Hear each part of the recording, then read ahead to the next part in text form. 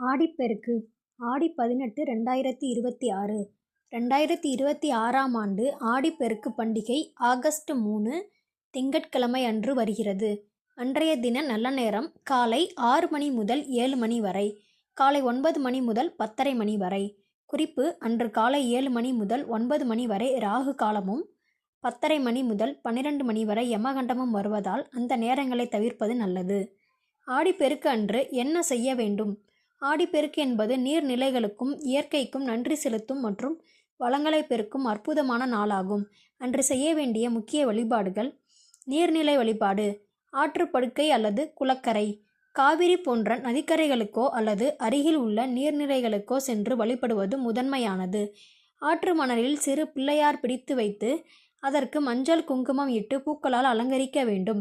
காதோலை கருகமணி, மஞ்சள் கயிறு, காசுகள், பழங்கள், தேங்காய் மற்றும் வெற்றிலைப்பாக்கு ஆகியவற்றை நதிக்கரையில் படைத்து வழிபட வேண்டும்.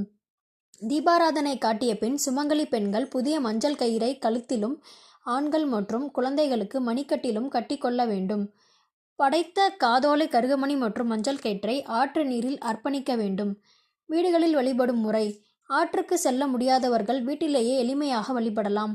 ஒரு செம்பு அல்லது பித்தளை சொம்பில் சுத்தமான நீரை நிரப்பி அதில் சிறிதளவு மஞ்சள், குங்குமம் மற்றும் மலர்களை போட்டு அதை காவிரி தாயாக பாவித்து பூஜை அறையில் வைக்க வேண்டும். அந்த சொம்பிற்கு சந்தனம், குங்குமம் இட்டு மலர் மாலை சூட்ட வேண்டும். நிவேதனம்: சர்க்கரை பொங்கல், எலுமிச்சை சாதம், புளியோதரை, தக்காளி சாதம், தேங்காய் சாதம் போன்ற கலவை சாதங்களை சித்திரன்னங்கள் செய்து படைக்க வேண்டும். குடும்பத்துடன் கற்பூர ஆரத்தி காட்டி நதிகள் வற்றாமல் இருக்கவும் குடும்பம் செழிக்கவும் வேண்டிக் கொள்ள வேண்டும். வழிபாட்டிற்கு பின் சொம்பில் உள்ள புனித நீரை வீடு முழுவதும் தெளித்து மீதியை செடிகளுக்கு ஊற்றலாம். புதிய தொடக்கங்கள் மற்றும் சேமிப்பு: ஆடி பெருகும் என்பது பழமொழி. அதனால் இந்த நாளில் தங்கம், வெள்ளி நகைகள் வாங்குவது, சேமிப்பு கணக்கு தொடங்குவது அல்லது புதிய தொழில்களுக்கான அஸ்திவாரம் போடுவது போன்றவற்றை செய்தால் செல்வம் பெருகும் என்பது நம்பிக்கை.